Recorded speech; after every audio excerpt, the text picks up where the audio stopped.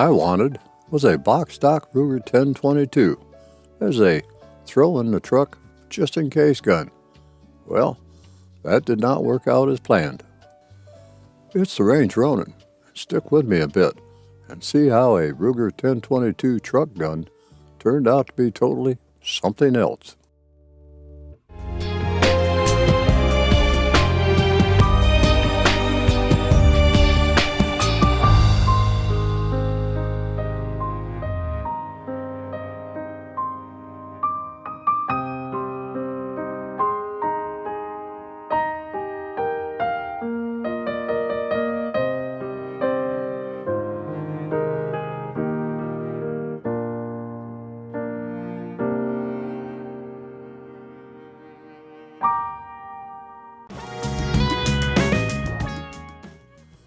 The Ruger 1022 International was introduced, discontinued, resurrected, discontinued, and resurrected again by Ruger. While some scoff at the international version of the 1022 because of its European influence with a full-length stock, I have always taken a liking to the stock design. I certainly did not need another Ruger 1022 firearm in the stable, but I convinced myself that I could sacrifice one of my 1022 rifles to build a simple but nice example of the international version.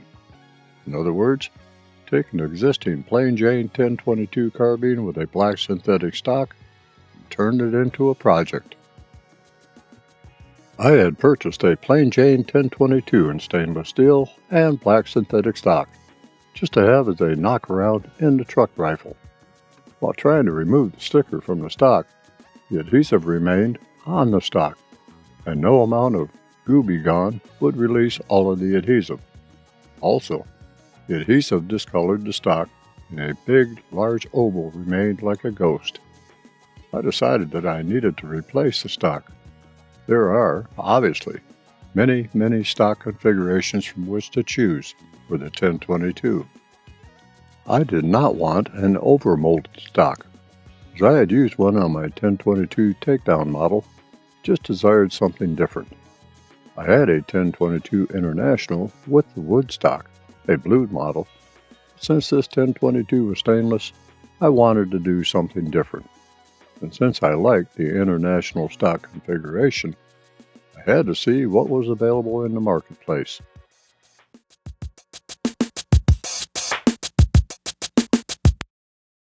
In a phone conversation with my son-in-law, I discovered that we had a mutual friend who just so happened to have an International black laminate stock that he no longer needed, and I did my best in talking him out of it. A price for the stock was agreed upon. I went to pick up the stock. However, the first challenge of the new build was about to occur.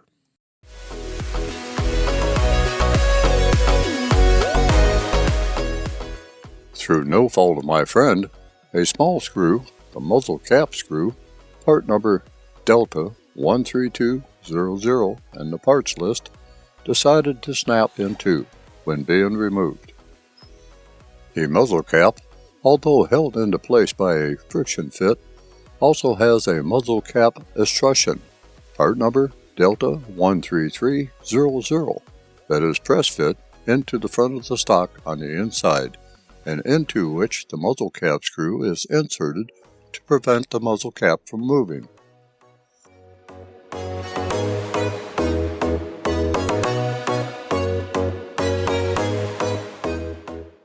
Since the muzzle cap estrussion is a press fit into the stock, this meant that it should be able to move out of the stock, perhaps with a small punch and a few taps with a small hammer.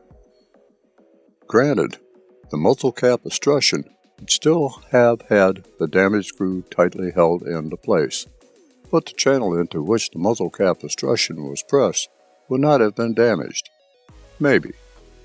By turning the muzzle cap estrussion and muzzle cap screw, any intentions in the laminate stock made by the press fit would be rounded off. This meant that even if the muzzle cap estrussion was replaced, it may not fit as desired, tightly. At this point, I had several alternatives to consider. Regardless, the stock was bought and paid for, and it was now my responsibility to make things right. A phone call and email to the parent company, of which I cannot state because of YouTube restrictions, was soon answered by an email and phone call from the parent company. I had done some research previously and had the part numbers for what I needed. A very nice lady in customer service took the information and informed me that she would get the parts right out to me.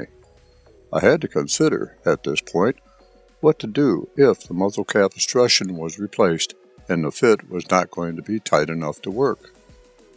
I had a number of alternatives. Press the new muzzle cap escutcheon in place and hope for the best. Epoxy the muzzle cap escutcheon in place. Use a screw of sufficient length and thread to fasten the muzzle cap directly to the laminated wood stock. Fill the muzzle cap escutcheon hole with JB weld or something similar. Then drill a pilot hole and then use a self-tapping stainless steel screw to hold the muzzle cap in place. And finally, enlarge the hole in the bottom of the muzzle cap to allow a cap screw head to pass through as it is being tightened to the laminate wood of the stock. The cap screw could be tightened against the stock, and just ahead of the screw would be sufficient to hold the muzzle cap in place. However, removing material was not something that I wanted to do.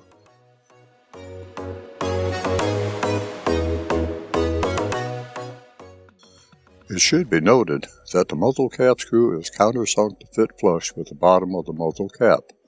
I really was not too concerned, as this is an aesthetic issue. Not a lot of tension is needed to hold the muzzle cap in place. The muzzle cap is a friction fit with the stock and the band of the front sight. All that is needed is to prevent the muzzle cap from moving forward and off of the barrel and stock under the massive amount of .22 long rifle recoil. A bit of anti-seize compound would work on the muzzle cap screw to help prevent future issues. I'll discuss what decision was made a little later in the presentation regarding the muzzle cap issue. Although Ruger won't admit it, I have a strong suspicion that 10/22 international model shooters have faced the dilemma of dealing with a broken muzzle cap screw. I really can't believe that I am the only one affected by this. The international black laminate stock, otherwise, was in excellent condition exterior-wise, and a little touch-up to the inside with some 600 emery cloth took care of finishing the inside a little better than what Ruger provided. The stock has a very nice texture to it, and complements the black receiver and stainless barrel very nicely. With this particular donor stock, the receiver is matte black, while the barrel is stainless steel. The pattern of the laminated stock really looks nice against the barrel-receiver combination. Again, I was not looking for anything special with this build, just a nice looking package that would be fun to shoot. The muzzle cap is also black, and looks great against the silver colored band of the front sight. More on that later. So, while waiting on parts, and deciding on what alternative fix, if any, was going to be necessary, the build moved forward to one of the sub-projects, the magnified optic.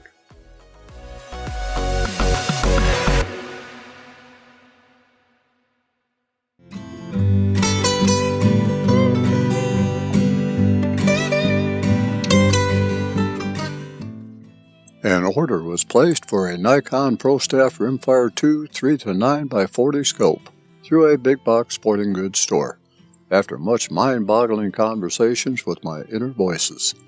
Medium Leupold Rifleman rings were ordered through a different vendor.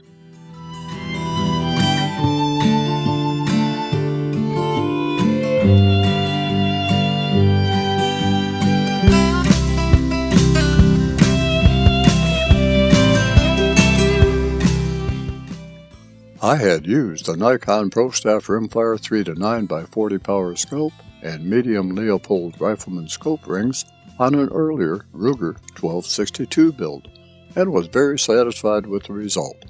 and I felt that using the Nikon PROSTAFF Rimfire 2 3-9x40 scope on the international build would be just as satisfying. At first, I was hesitant to use a larger magnified scope because of the tapered barrel on this firearm and the physical size of the optic.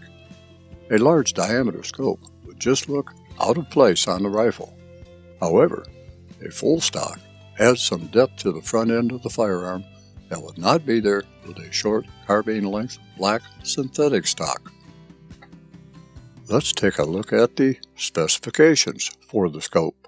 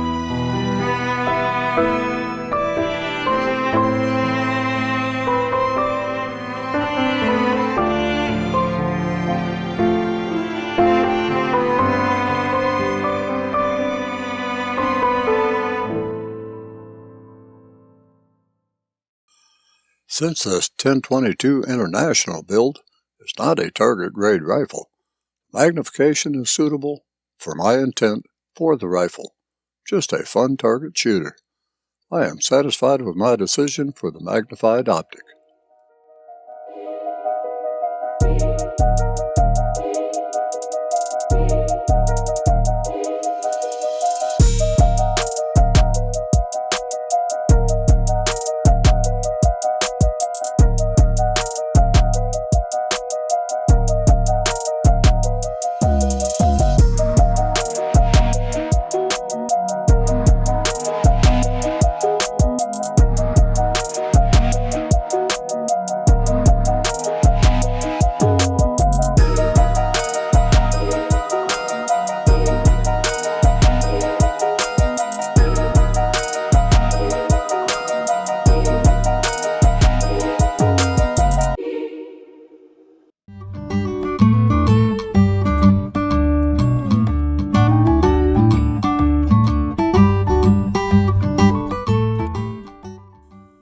Another sub-project needed attention. That was getting the trigger to my satisfaction. A Ruger BX trigger, like the scope, had been previously installed, and I decided that after graduating from DIY Ruger 1022 Trigger Academy, that I could come up with a better trigger.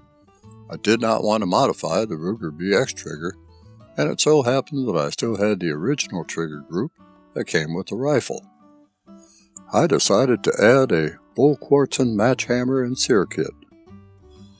Aside from the usual Volquartsen match hammer and sear, I added a shim kit to the trigger group.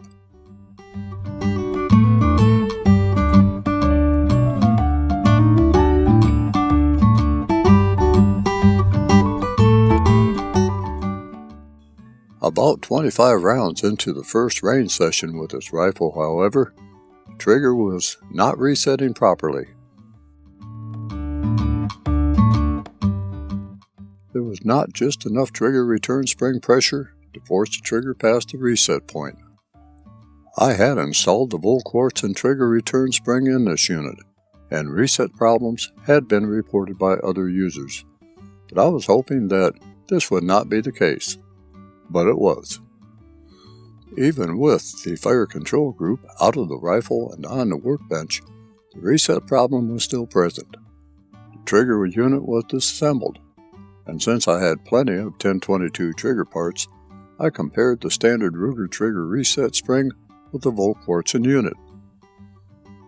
The Ruger trigger reset spring is not only of a heavier spring rate, it is also slightly longer than the Volquartsen unit. The diagnosis was that the Volquartsen unit return spring was simply running out of oomph.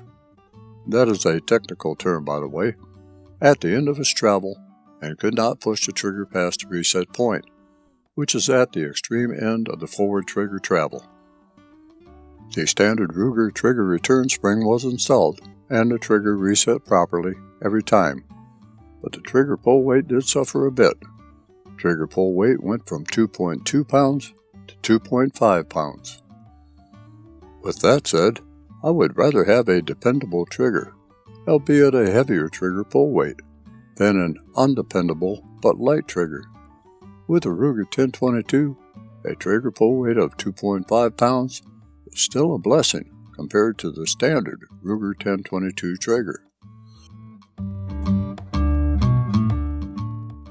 Another issue during the first range session was that the International had 2 failures to extract suspended casings. Upon inspecting the extractor while cleaning the bolt assembly, I noticed that burnt powder had compacted under the extractor, and this was causing the sometimes failure to extract. Apparently, I had missed this in a previous cleaning, and it came back to bite me. The 1022 rifle runs dirty, even with good ammunition.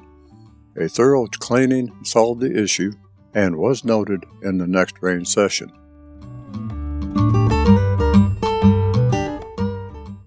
The trigger unit also received the Volquartsen automatic bolt release in silver and a Power Custom Competition extended mag release also in silver to add some additional contrast to the stock and barrel combination. While I had the trigger assembly removed, a new Tuffer Buffer was installed in the receiver. I have also discovered that there were some sizing issues with earlier Tuffer Buffers than with later products. While the earlier product had to be forced into place, the newer product simply pushed on through to the other side of the receiver with little effort.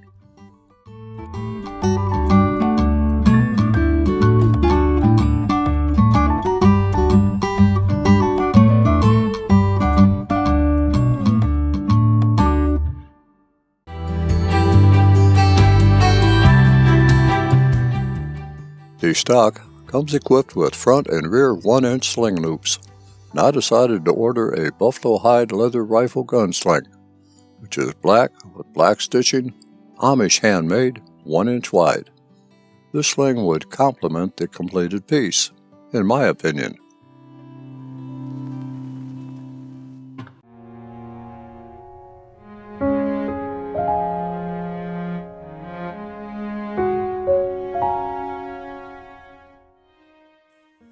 With the scope, trigger, and accessories taken care of, it was time to move back to the issue with the damaged muzzle cap screw and muzzle cap excussion.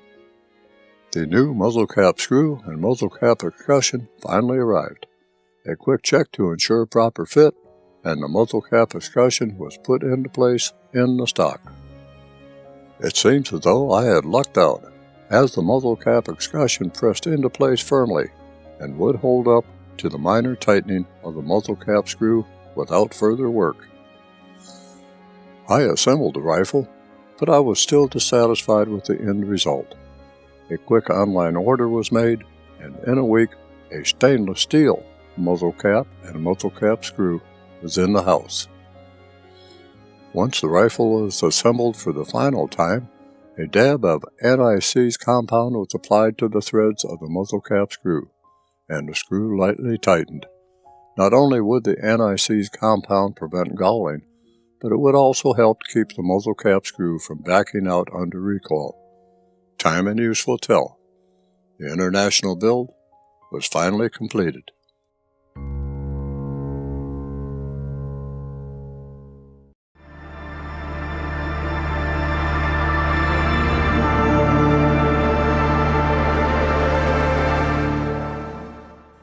It was time to take the International to the range to check function and zero the scope. I can't say that I was initially happy with the start of this post-build range day.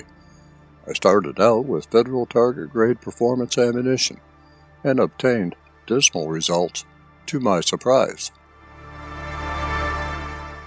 This ammunition had performed through the 1121 and 1262 target rifles, but failed to even come close to performing through the 1022 International. I could not even determine a group. It was more of a large expansion of holes. I needed to zero the scope, but it was not going to be done using this ammunition. I switched out to CCI Minimag CP-HP, 36 grain at 1260 feet per second. The skies parted, angels sang, and all was right in my world. A quick adjustment for near zero, and the following 10-shot group appeared at 25 yards.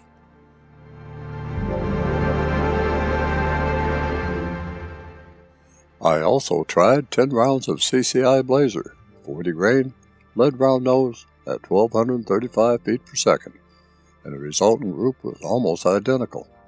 It was obvious that the 1022 International liked warm fodder. At last I felt that my efforts in this build had paid off. While zeroing a rifle at 25 yards is a nice place to start, I needed to stretch the International's legs a bit, at least out to 50 yards, if not 100 yards. The 1022 is not known to be the most accurate of firearms, but it can hold its own when the time calls for it to do so. I was about to put that to the test. Back at my favorite outdoor range, I felt that the International and scope combination would serve me well at 50 yards to start things off. At 100 yards, the limitations of the scope would provide a larger challenge to both me and the rifle. Nonetheless, if shooting at 50 yards proved to be fruitful, I'll pluck some more fruit at 100 yards. So, let me get to midfield and see what results.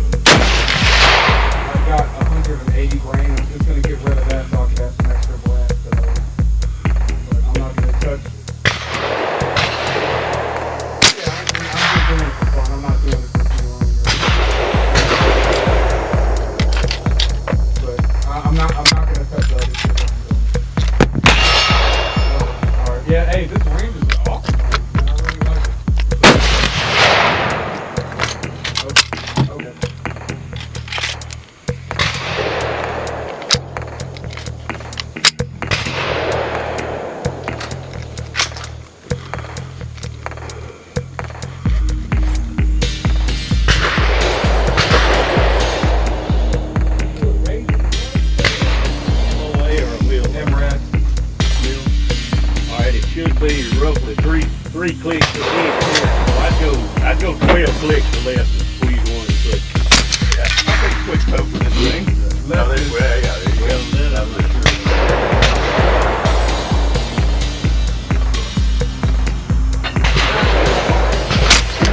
Okay, keep in mind. Go the other way. Missing a few Well, inches so on that the it's the other side. way.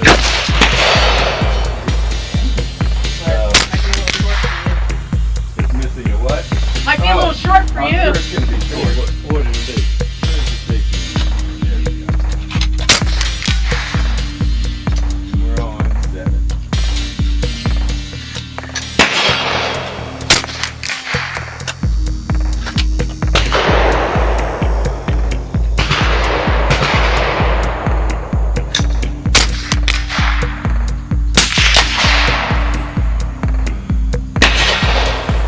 That was the new shot there? That's a new shot. So you left and right. But I think part of the quick shot looks like you might have jerked it a little bit. Hold it still. That will do it. Make sure you don't hurt the gun at all before it goes off. Let's see where it's still. You gotta pull it back more. You gotta pull it all the way back. There you go. Oh, thank you. Try to hold it still and do a slow squeeze on that thing.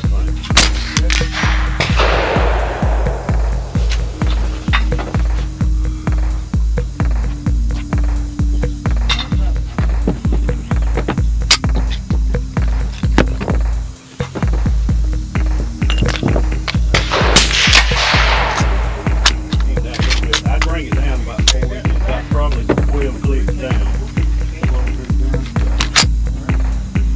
Let's go.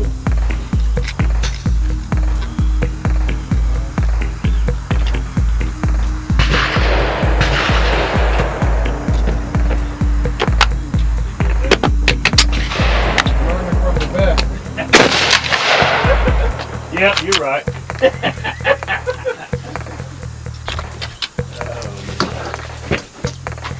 How do I just click clear screen to clear the... Yes, sir. Alright. Loading. Okay. And it's ready to shoot? Yes, sir. Alright, thank you.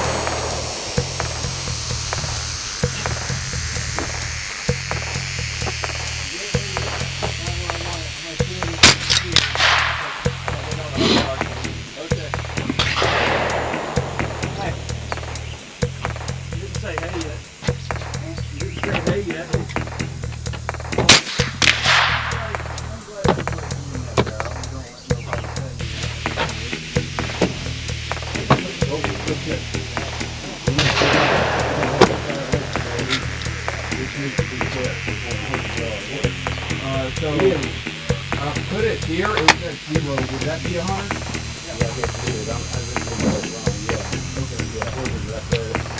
It may not be. Turn it just a little bit one way or the other so it's clear, but it should be somewhere around there.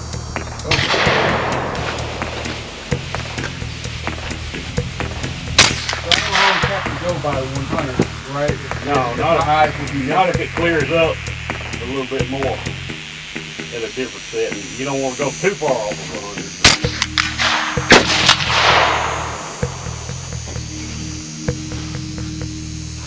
Yeah, that right there should focus. Focus your crosshair pretty good. Okay.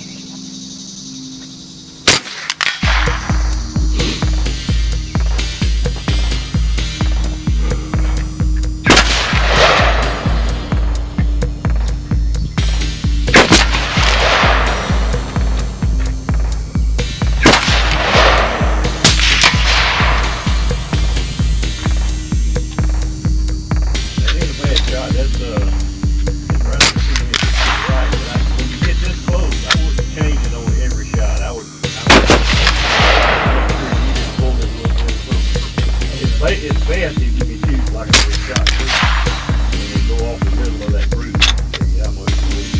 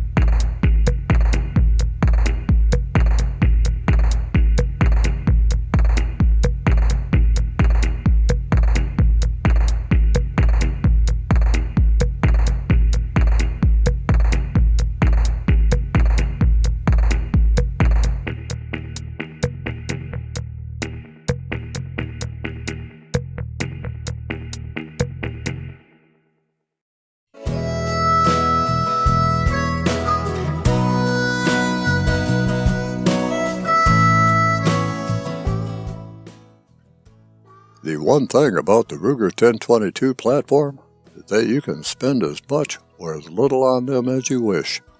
Unlike most 22 caliber platforms, 1022 is easy to shoot and easy to modify to your liking. This particular build, like my other simple 1022 builds, has been fun, entertaining, frustrating, and educational. Although simple on the surface, it was in fact full of challenges and opportunities. Most of all, the build has been satisfying in a sense that I was able to do it myself. The firearm itself is nothing special. It's what you put into it that makes it special. Since 1964, the 1022 has put smiles on a lot of faces, young and old. It is widely stated that the Ruger 1022 is the most customized firearm on the planet, but the MSR seems to be putting that statement to the test. Regardless, the Ruger 1022 is just one of those firearms that can be tailored to your taste, wants, and needs for a reliable 22 caliber firearm. I have one other Ruger 1022 International in the safe. When I am ready, we'll see what we can do for each other. Well now, this has been a long and arduous journey, hasn't it? But I know that I have a Ruger 1022 in an international configuration that I truly enjoy, and that was the intention of the project. The Ruger 1022 has long been a very customizable rifle. I just took advantage of that. Thanks for being with me on this journey, and I hope that you will return for my next and other gun and gear reviews. Until we meet again, and I hope soon, stay vigilant, stay armed, and stay safe wherever your travels take you.